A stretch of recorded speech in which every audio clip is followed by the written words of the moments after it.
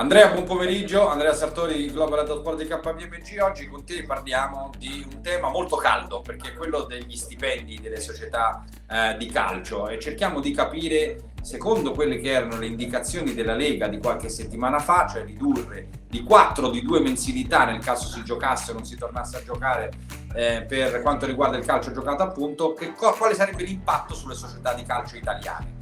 KPMG ha fatto una proiezione, avendo i dati dei bilanci fino a un paio di stagioni fa, per quello che sarà il monte ingaggi della stagione 19-20, Andrea.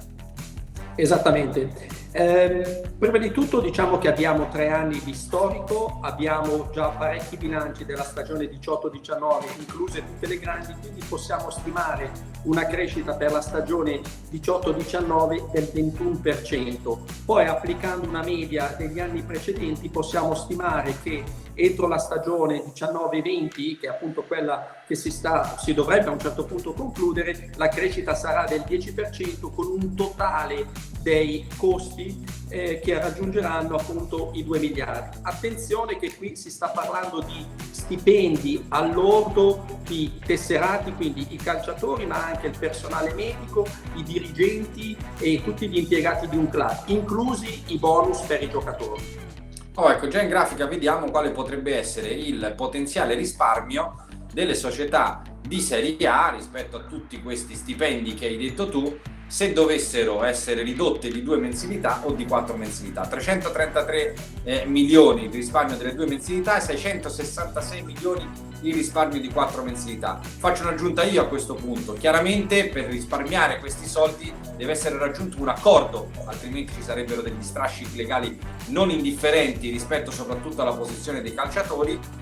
Ma stante questa considerazione, Andrea, siamo riusciti a capire, grazie al vostro lavoro, quanto potrebbe essere l'impatto sui bilanci delle società, queste cifre qua, cioè siamo riusciti a ricavare il dato delle singole società.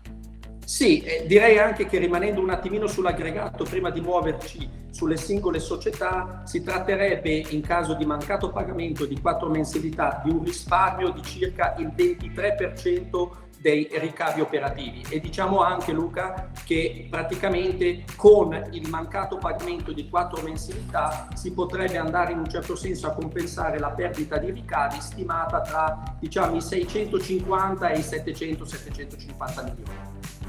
Per quanto riguarda invece le società singole, chiaramente la Juventus avrebbe in proporzione, no, un risparmio maggiore, chiaramente sono maggiori anche le spese, e c'è un andamento molto simile a quello che potevamo prevedere rispetto anche agli accordi che ci sono stati, no, fra le società, perché poi questi sono conti teorici che abbiamo fatto sugli sviluppi che avete voi studiato rispetto ai bilanci.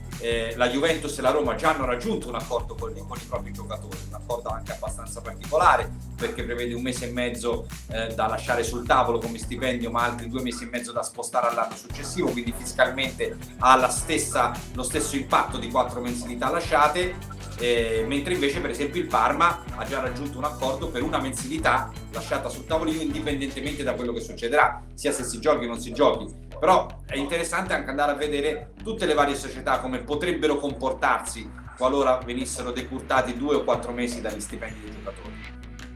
Sì, questo, diciamo, prima di tutto è un calcolo che possiamo anche dire teorico, anche perché si basa sui valori stimati del 18-19.